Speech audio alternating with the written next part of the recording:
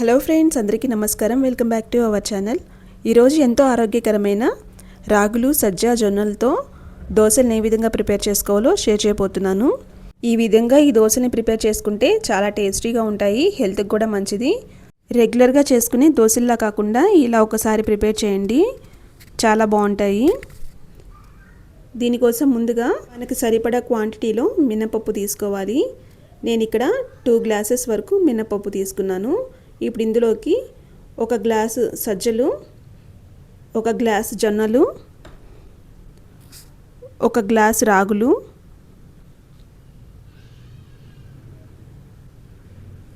అలాగే 1 గ్లాస్ బియ్యం వేసుకున్నాను. ఇప్పుడు ఇందులోకి 1 టేబుల్ స్పూన్ వరకు పచ్చిశనగపప్పు, 1/2 టేబుల్ స్పూన్ వరకు మెంతులు వేసుకొని మొత్తాన్ని ఒకసారి కలుపుకొని, ఈ గింజల్లో డస్ట్ కానీ రాళ్ళు కానీ ఏమన్నా అనిపిస్తే ఒకసారి క్లీన్ చేసుకొని ఇలా 2-3 టైమ్స్ బాగా వాష్ చేసుకున్న తర్వాత వాటర్ పోసుకొని ఒక 5-6 గంటలు నానబెట్టుకోండి.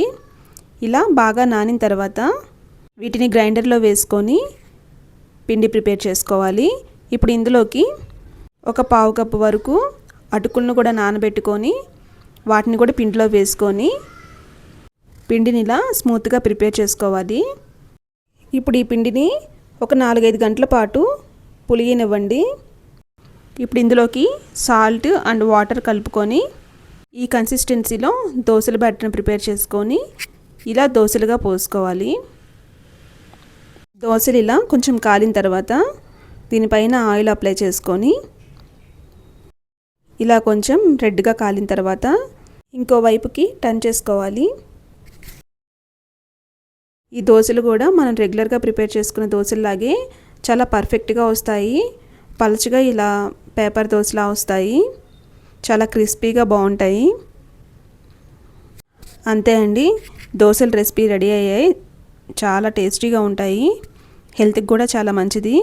ఈ దోశలు పల్లీ చట్నీకైనా, కొబ్బరి చట్నీకైనా, టమాటో చట్నీకైనా చాలా బాగుంటాయి.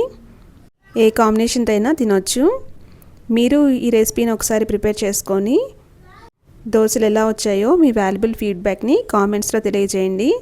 మీకు ఈ రెసిపీ నచ్చినట్లయితే లైక్ చేయండి, షేర్ చేయండి. మరిన్ని రెసిపీస్ కోసం మన ఛానల్ సబ్స్క్రైబ్ చేసుకోండి. Thank you for watching this video friends.